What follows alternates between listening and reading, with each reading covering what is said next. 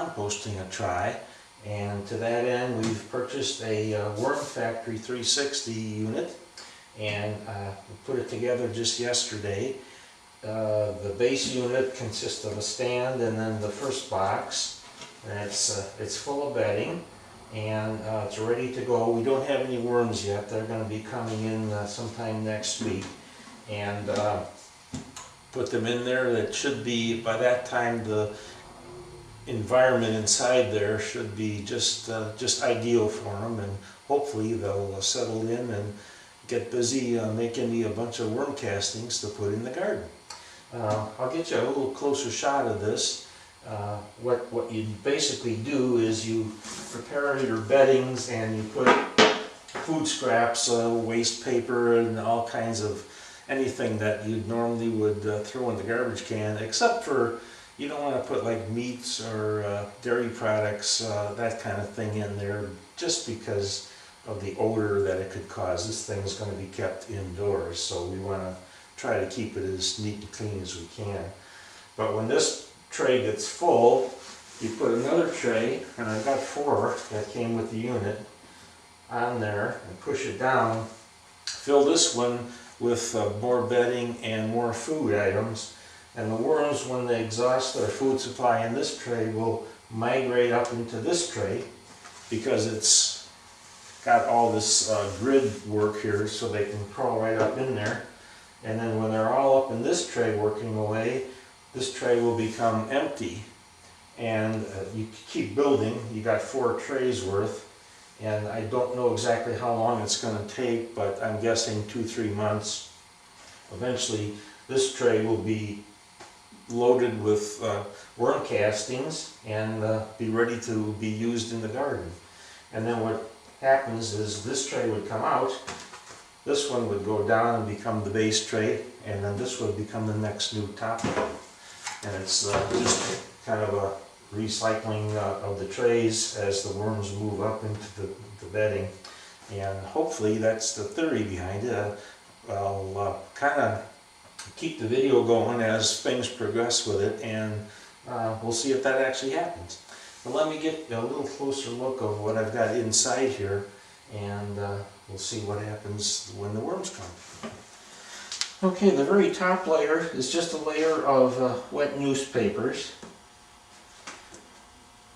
and we'll take that off.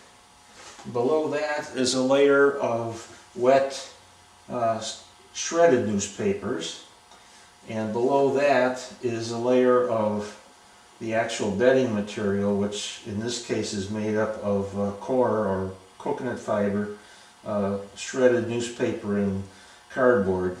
That part of it came with the kit. This shredded paper we shredded ourselves. My wife did most of that, and she actually has a whole garbage bag full of it.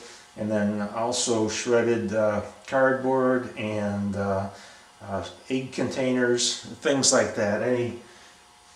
They say it's a good way to get rid of your old junk mail. So that's what we're going to do. We do normally recycle commercially with our garbage pickup company with the bins. I'm sure everybody does that. And this is going to be a new way of recycling, and hopefully we'll eliminate a lot of the stuff we give to the garbage people, and we'll use it up ourselves and turn it into something we can put in the garden.